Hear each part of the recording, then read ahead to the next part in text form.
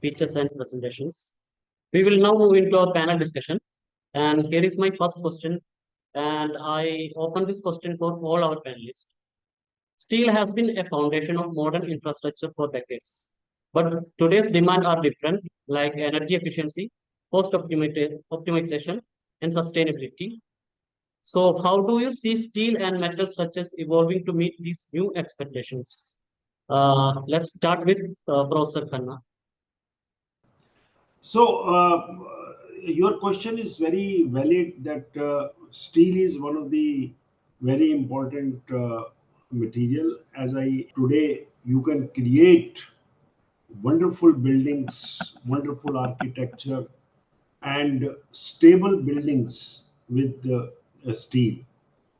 The only problem is that the proper selection of steel and also selection of a suitable protecting system, so that during the design life of the steel structure, it undergoes minimum corrosion. This one fact cannot be undertaken until and unless you change from steel to stainless steel. And you cannot make a building with stainless steel because the cost difference is very, very high. So steel, wherever you use, it has to be protected. And in protection, there are so many technologies that proper has to be used, which gives you best aesthetics. And at the same time, it protects it for the whole design life. I think that is the way in which the steel buildings, steel structures, bridges, flyovers, and anything has to be made to work with it. Prashant sir, as an architect, what is your perspective on this? I think it's a great boon that we have come up with this, more and more good quality steel in our country, and they are also improving. And as Professor Khanna said, I think we may be quickly shifting to better quality of steel, maybe stainless steel, and maybe certain good coatings that we are talking about. So, because steel is the most versatile material as compared to concrete, and concrete has a lot of steps if I want even a single arch to be done. Steel designs, as I said, have a very big support of the softwares that have come up. And so we can actually play around with all kinds of designs that we, have for interiors or for exteriors. Currently, we are engaged, in the redevelopment of a lot of railway stations, and they want it to be converted like the airport structures. Believe you me that that is demanding a tremendous amount of structural steel knowledge and also the usage of steel. The railway engineers, although they have been experts on steel, their knowledge was limited to the tracks and bridges. And we need to actually expand this particular knowledge into various kinds of build forms. So, so we are trying to actually come out with very beautiful, porticos or very beautiful extension of the same existing old buildings. So when you want to do a kind of retrofitting, I think steel is the most versatile material that I've seen. And then if you're talking about even the roofs kind of thing for railways, where we were going for only the trusses. Now the trusses can be, changed into different forms. If you have seen some of the latest railway stations done in India, particularly that in North and Northeast, they have gone for fantastic designs, and this is where the great contribution comes in from steel. Because steel actually opens doors for creative architects such as us, and then we don't have any limitations, because we did have those limitations when we were talking about concrete. For example, the span of the structures, or maybe the cantilevers of the things. So these things can be sorted out, and of course now that we are also going into the deck slabs and things like that modified, and the deck slab not only in a straight parallel to the ground form, but can also be given a curve form. So what a fantastic offer that the entire steel industry as a development is giving to various kinds of architectural things that are happening around us, and whether it is a metro station, whether it is the regular redevelopment of the station. Why talk about this? We are constructing. I think our country is now developing around very close to 100 new airports. And do you think that these airports could be designed and done with materials like steel or whatever it is? It is not just. It is entirely the steel who can go for those kind of portal trusses, the big forms, cantilevers, and so many things. And you see some of these new railway stations, I mean, new airports that have come up. They are really new milestones. They are really new happenings absolutely in our country. And the airport that is happening now in near Mumbai, which is designed by the world famous architect Zaha, and she is no more, but the design is going to be there. And I have seen them very closely. L&T struggling with the kind of flowing forms that she has designed for these airports. They are all in steel. Believe me, it was never possible. It would have never been possible in a structure with RCC, because what span we are talking about, columns 80 meters. Just imagine there is a 80-meter span between two columns, and the structure flows as far as the roof is concerned. I can give you a number of examples, but to conclude, I think it is opening doors to creative architects for fantastic things to happen in our country and probably in the world. Thank you, Prashant sir, for sharing your insights. Dr. Ganesh, can you share your perspective on this? As far as the prefabs that we were discussing, really it is something something very great that is coming up into the steel plants. I've spent almost more than 43 years in the steel industry. If you see in a steel industry, the the concreting, rather the entire concrete is only in the foundation. Rest everything above the ground is only steel structures. The requirement of the buildings or the tree columns are entirely different there. It not only holds the roof, they are also load bearing basically. They take the entire load of the EOT cranes that move. Each of the EOT cranes, the smallest that we normally have is something around 30 to 40 tons. But the highest can go even up to 350 to 400 and even 500 tons, because most of our ladders nowadays in the steel mill shop are 500. The steel that they carry is 500 tons.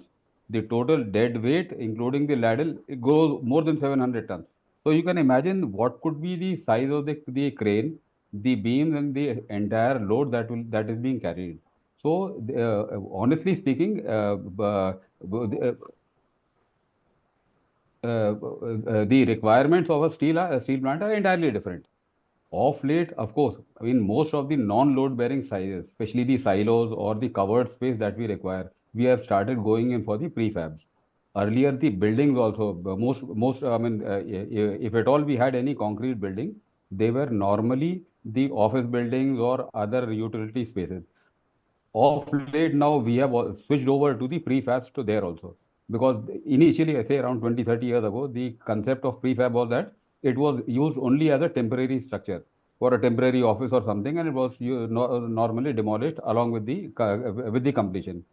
Of late now, we have, I mean, looking into all the engineering that has gone into the prefabs, and the durability that they are giving. Now, most of the buildings, I mean, the hospitals, the first aid centers, the firefighting centers, etc., they're all gone for prefab. So that has actually really helped us a lot in saving a lot of time, not to talk of the capital cost. Saurabh sir, how do you see this scenario? Basically, what the panelist sir has said is very much true. Means from steel, there is no limitation. Means steel has given our minds the opening. Means it is very challenging, but also very innovative.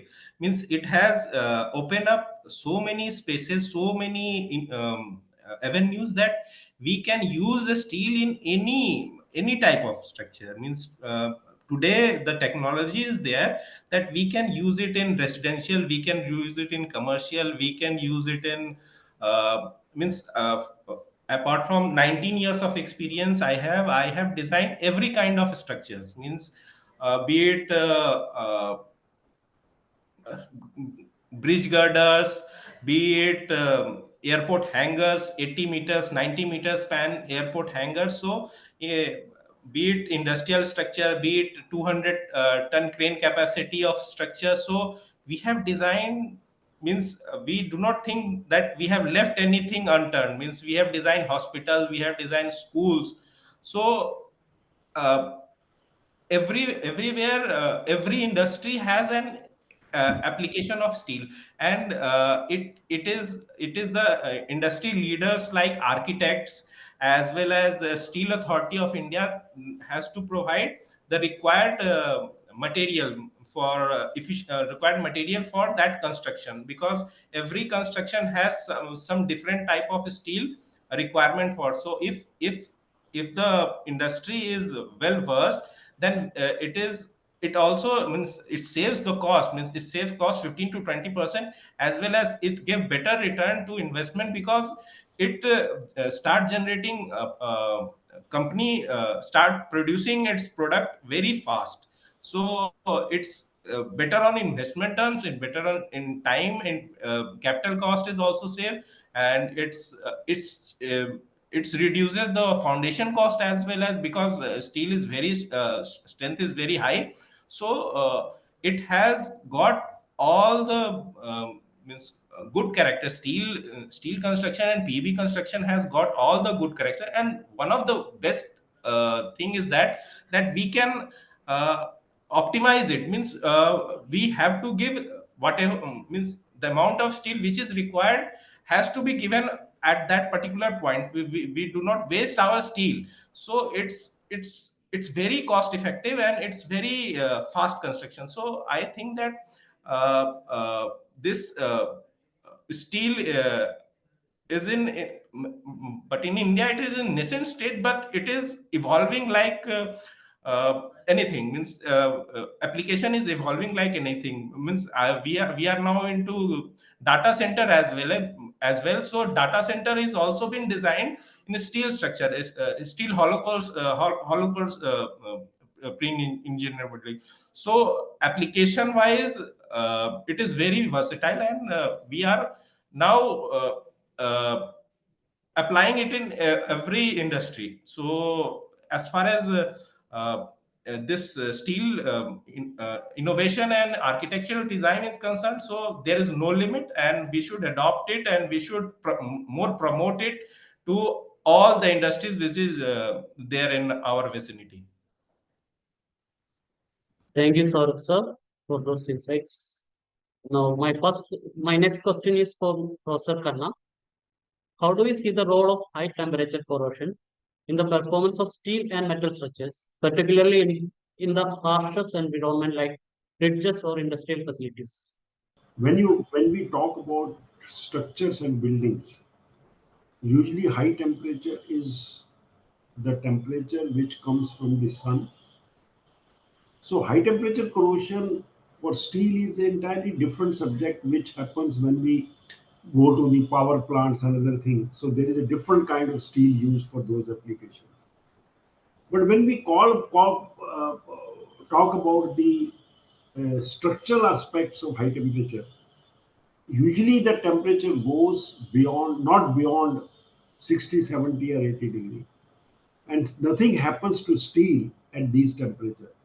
As a matter of fact, the steel problems in the steel structure, they come only when the temperature crosses 500 degrees centigrade.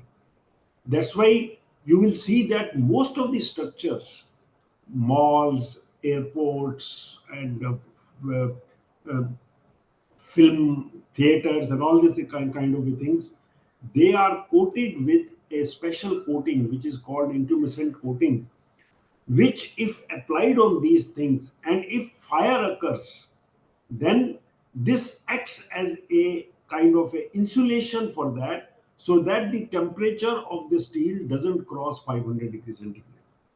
So as such, even a painted steel surface is also protected up to 100 degrees centigrade, because most of the coatings, they survive up to 100 degrees centigrade.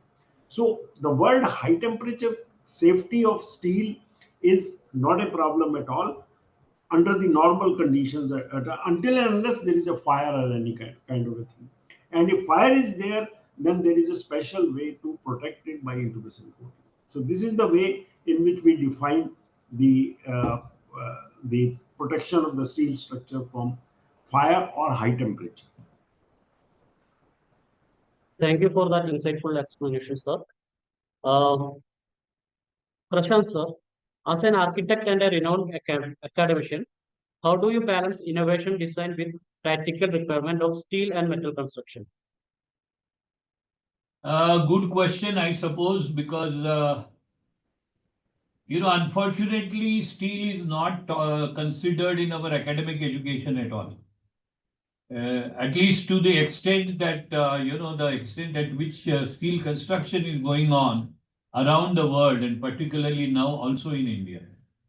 So I believe that there has to be a totally upgradation of the syllabus everywhere across India, in the colleges of architecture as well as colleges of engineering, where the steel related softwares are also given briefed.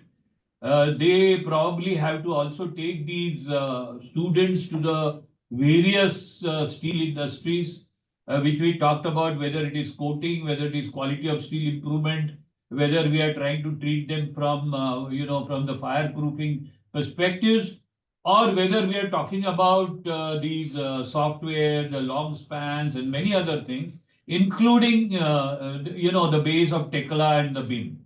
So if you actually frame the entire thing as far as the educational parameters are concerned, I'm sure in the next decade, we will definitely have better products coming out into the market, who do not have to struggle for aesthetics of the steel that is desired by the architects, playing around with the softwares, and also actually coordinating various software network, starting from, let's say, AutoCAD or ArchiCAD or Revit, going on to the Tekla model, and then further on, And second part, I thought, is also in all these steel structures, we have, the world has also modified into erection systems. Now, the knowledge of erection system, I believe, is also lacking as far as our educational institutes are concerned. And that is why the students, when they come out as brilliant engineers, I'm talking about brilliant engineers, probably, they call it CGPA now, maybe around 8 to 9 CGPA. We found that they are absolutely illiterate about the kind of, how to deal with steel design in details, and also, as per the codes which go on upgrading themselves. So whether we have to follow the metal building software, and what is exactly the difference between the MBS and the IS code. And unfortunately, there is no IS code on the pre-engineer building. So there are many things that we need to do. And now I am also co-chair of the Indian Steel Construction Association. From that perspective, we are definitely going to take up these issues at a national level, because we are also talking to the steel ministers. And then these are certain things. I'm sure you asked a very nice question, because these are the things if the student pick up, maybe they can Google it up today and learn themselves that how it can be done, what are the coordinations, how really we save time on steel structures, and how the challenges of aesthetics, because again, aesthetics are now related to various other softwares, like we call it, different kinds of metrics that we may talk it. So those kind of things which have become very, very flexible stuff. We used to call them, as far as rhythm is concerned, we used to call them about the flowing rhythm. And the flowing rhythm, it was very difficult to bring in flowing rhythm as the God would have created, in nature, into built forms. But now, because of these developments in steel, it is going to be possible. And with fabric and steel, or with metal sheet and steel, or with various kinds of metallic composition that we do, whether we talk about zinc and aluminum, we talk about zinc alone, or all these kind of things are coming up forward. And I'm sure even the polycarbonate guys will improve as far as our demands in building industry is concerned. So these are the things I thought from the educational perspective is something where our education ministry, unfortunately, or even the councils that are leading to architecture and engineering, they are sitting quite on these particular issues. If we start today, I'm sure 10 years down the line, we will have experts in the world who can give justice to the architectural creation through steel. Thank you for that thoughtful explanation, sir. Dr. Ganesh, you have had both greenfield and brownfield projects. From your experience, what are the unique considerations when it comes to integrating steel and metal structure into those two types of projects? And how does project management differ in each scenario? Yeah. Firstly, I would just like to add a couple of sentences on what Professor Khanna had told regarding steel structures, temperature, etc. Right, he rightly said that the problems in the non-industry steel structure arises only if the temperature crosses 500 degrees centigrade or so. In a steel plant, almost everywhere you find temperatures much more higher than that. So most of the columns, how we protect them is most of the columns which are very close to the furnace or which are exposed to very high temperature, or there is a possibility of some spillage of metal and then getting in contact with them, the entire column is cladded with refractory materials, insulating materials, insulating bricks. So that is the way that normally that we do, and everywhere, even the roofing, etc., etc., everything everywhere we have some insulating paddings on it. That actually adds weight to it, and in turn again adds to the weight of the structure and the columns. So that itself is a very, very complex calculation, complex situation that it operates. Secondly, Mr. Deshmukh was also very rightly mentioning about the lack of, sync that we have with our educational institutes and the industry of late. See, 30, 40 years ago, when we did our engineering, it was quite close. Reason being, the technology itself was not very much. Whatever we studied did have an application in the industry, and it was quite easy. Of late, there's so much of development taken place during the last 10, 20, 30, 40 years that now, and we are still continuing with the same curriculum in the colleges, and there it has gone almost totally out of sync with the students coming out. When we go for an interview and discuss, really,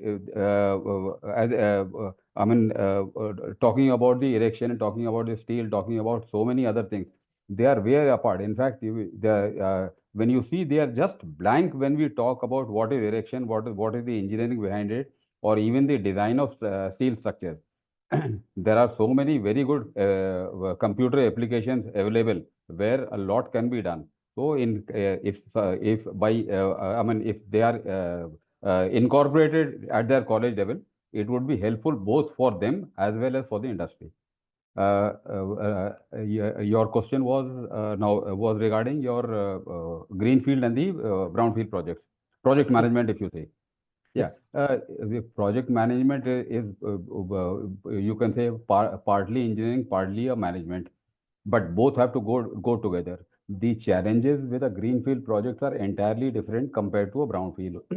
When you work for a greenfield project, you will always want to work for a brownfield because it is very, very difficult, and vice versa. When you are in a brownfield project, you will always want that had it been a greenfield project, it would have been very easy or comparatively easy. The challenges are in a greenfield because I got the opportunity of setting up the entire 3 million ton steel plant of Jagdalpur in Bastar. Starting from right from acquiring land to putting up anything. Of course, if I start discussing it will be endless. I'll just give you one small example, a very small example. The very first foundation of the blast furnace was almost 8,000 cubic meters. The challenges was that the entire the concreting was to be done in one go. That means no stoppage. Between two layers, not more than 20 minutes gap. The area where you have hardly any, biggest challenge was the entire concrete was to be was to be cast at sub-zero temperature. That means the temperature of the concrete had to be at 4 degrees centigrade. When you work, the ambient temperature was something around 42 degrees centigrade. In a place like Jagdalpur, Bastar, where when we surveyed in the market to get the ice, the market said that we hardly have ice to provide for a cool a cocoa, whereas we required ice for in almost hundreds of tons to cool that concrete. So that itself is a very big challenge. The ratio between the concrete and steel itself was very high. So and when in a place you are almost in a place where there is nothing, even the manpower there, mostly they were drawn from the farm industry, farm sector. So that was the biggest challenge, and this is one of the very small challenges that we are giving.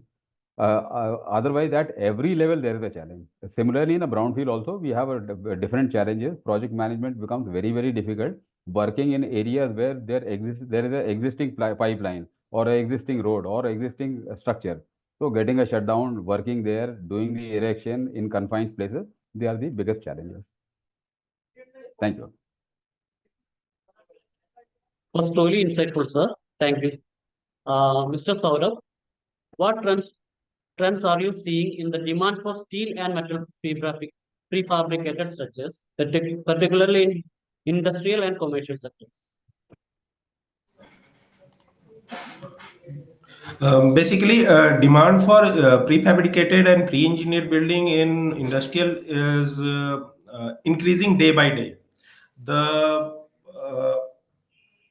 means conventional construction is being means the consultant as well as architect who were doing conventional structures are now promoting pre-engineered building as well as modular construction. So they have understood the application of pre-engineered building, and they are saving a lot of their client money as well as investment as well as time with respect to their project cost is concerned. So client is also appreciating the architects as well as consultant feedback, and they are also now shifting to modular and prefabricated structures, because its demand is increasing approximately. The means in our industry it is approximately 8 to 10% growth is there in new inquiries generation as well as new projects. So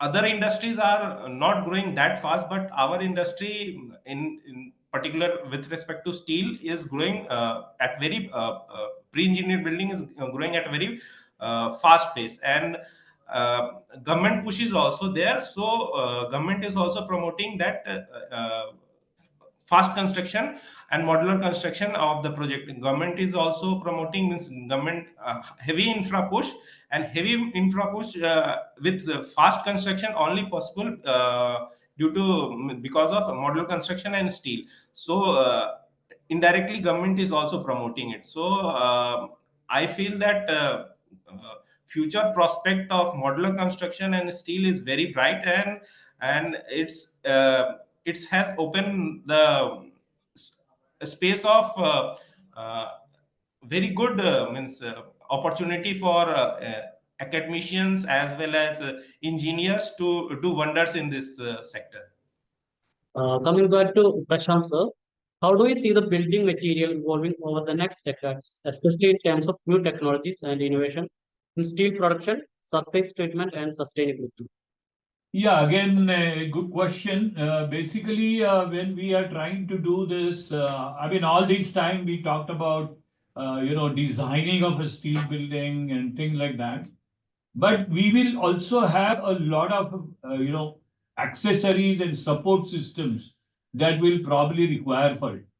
Now, I think we were also discussing about the coatings. Now, coatings is going to be a very inviting stuff as the years come by, particularly in the areas such as our country, where half of the country is a coastal one, and the remaining one is in an absolutely cooler, conditions. So we require kind of a different treatments as far as even the coatings are concerned. And then we probably can come out with certain byproducts that will support the pre-engineered buildings. For example, I think pre-engineered building today in India at least have not really worked on aesthetically, detailed out staircases. Now these staircases can be the really inviting and probably selling point for many steel manufacturers or the PEB manufacturers or the prefab guys, where you have a circular staircase, for example, a spiral one, like we used to have conventional. So, there could be different kinds of staircases, ramps for the parking spaces, and these are certain, topics which need to be taken up by the steel manufacturers or the steel designers, and, they can definitely work on it. If you recall, few years ago, paste frame had become a very popular stuff in our country. So because paste frame is to take a long span, it was aesthetically pleasing, and it could just get a feel of a roof, but it is not really a roof because it used to be open to sky. And so things like that, these are certain elements. If somebody can bring out the space frame, why not Indians talk about it and come out with various kinds of products that can be used by the architects as a element in their aesthetical parts of the building treatments or the build forms that we are talking about. We also conducted certain competitions for such kind of new innovative approach in steel design. And I must mention here that some of the people from across the country, everybody came forward with very beautiful steel forms which can be processed further into build forms. So it could be like you have a statue thing going on now. That's a new trend that has come up. So we have statues that are built at a great heights. Actually, we have an elevator from inside. The whole thing is in steel, and then there are superficial treatments over it. So this is one topic that has come on. Can we have some more topics architecturally, which will be the miracles as far as the steel as a material is concerned? But then probably steel alone is not going to be sufficient for all of us as architects or engineers to be used as aesthetically pleasing buildings. We will probably have to venture into what are known as hybrid kind of structures. So whether it is a concrete and steel combination, or whether it is an improvement in the quality of concrete that we are talking about, as far as the flooring is concerned, like now we have a deck slab where the bottom is of steel and the top is of concrete. So can we modify certain things in terms of hybrid structures as well? Or can we further develop into similar things, something like the light gauge form steel? So these kind of things needed to be done. And you talked about metals. Yes, it is not only going to be steel alone, according to me. It has to be supplemented with maybe zinc, maybe aluminum, maybe some kind of collaborations into different kinds of metals, and probably they will come out with better qualities, better properties, and these can be used because some of these better materials can be easily handled, easily shaped out. Whereas steel probably is not going to be that easy. So we will have to probably think about making some combinations. Why not? So these are I think the new things that are coming up, and I'm sure people like Professor Khanna and particularly the esteemed speakers that we had today, Dr. Ganesh and everyone, they will probably think about it, because if we are talking about steel, SAIL, which is only dealing with steel, why can't they spread their wings and probably have some extension in terms of allied materials that will make their steel more versatile and something which is more challenging to create an innovative structures in the world, which is a demand, which is going to be a demand. We are talking about, passing through the seas. We are talking about the high-speed trains, and we are talking so many things which actually lead to a lot of architectural and engineering innovations to be done in our country. And I'm sure we have a lot of talent and a lot of potentials that we can do it. Thank you, sir, for the insights. Dr. Dr. Ganesh, how do you see the evolving relationship between government policies and private sector innovation when it comes to the development and adoption of steel and metal infrastructure solutions? See, as the producers of steel, or as a group of the steel producers, we would always want more and more steel to be sold, to be used. But there is no doubt from the engineering perspective that steel is more durable, reliable, and in most of the cases, it is very fast also in the use during the construction. So we are always pushing for more and more use of steel in the construction or in the development of a country. And as far as Mr. Deshmukh was also just mentioning about the different grades, we the Indian steel industry are producing almost all the grades except the ones that are the most premium ones, that is the very high grade auto grade steel. But JSW and other steel companies have already started, even Tata has started manufacturing them, and the dependence has drastically come down. Earlier, almost 100% of these grades of steel were imported. Now, most of them, almost more than 30 to 40%, are being produced in-house within the country and being used over a period of time, say in a couple of days, because many of the steel mills are gradually developing their own auto grade steels, including SAIL and others. So, over a period of time, say in a couple of years, 2 to 3 years or 4 years, possibly we will be producing so much of good quality steel that we may not be requiring this level of import. The other general category, of course, most of the steel that we export is of the general category. Mostly the medium carbon or the low carbon, even the high carbon steels used for special applications are being produced by all, or not only SAIL, by almost all the steel plants. So that is one area where a lot of development has to take. Mr. Deshmukh, as I know, he's an architect. One very important area where we are lacking is, or rather, it should come from the architects themselves, that we are not using the non-equal angles. And by using non-equal angles, we can almost reduce the total weight of a steel structure by almost 30%. Cost of 30%, 30% is not only in the cost of the steel that we save, in the cost of the erection, proportionately in the foundation and everywhere.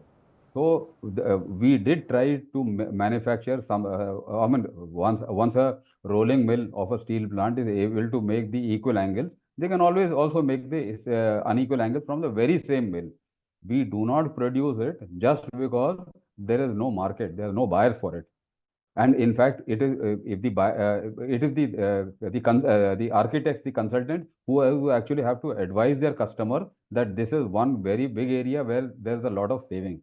So if they all, I mean, we together pool up our resources and create a demand for it, it will be helpful for the entire, for both the customers, the users, and as a nation as a whole. That means almost 30% additional infrastructure can be produced with the very same cost. Thank you. Thank you, Dr. Thank you, Dr. Ganesh. For giving that insight, because it's a very interesting one to use uneven angles. And if that is going to be really helpful, we'll try to examine it from our perspective as well. But Dr. Ganesh, let me tell you that I'll be the first person to promote that. Thank you. Thank you, sir. As we conclude today's discussion, what do you believe is the most important shift in approach that professionals in steel and metal sector need to embrace for a more sustainable and efficient future? I open this question to Professor Khanna and Saurav, Mr. Saurav.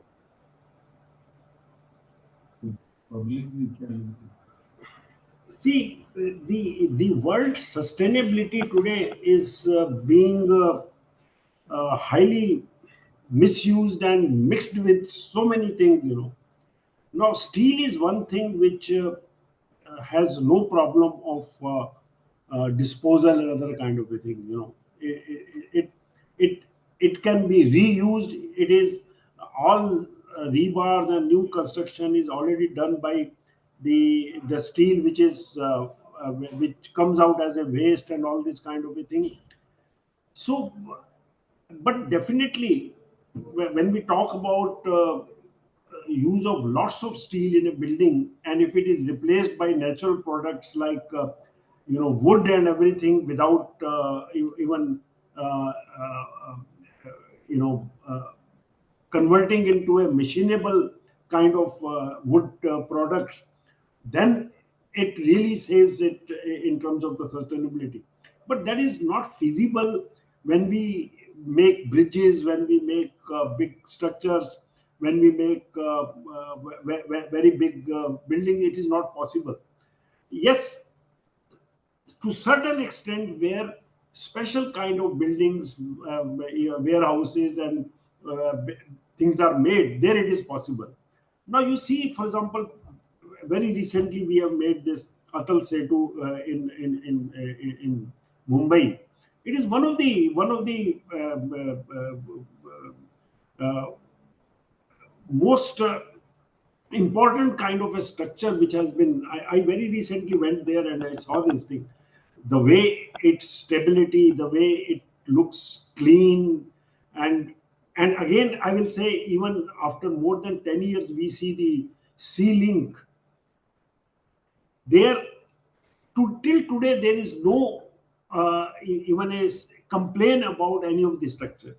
Now, when you look into this, it is basically normal steel, but normal steel combined with a perfect combination of coatings as well as the concrete composition, that makes the structure stable from that point of view.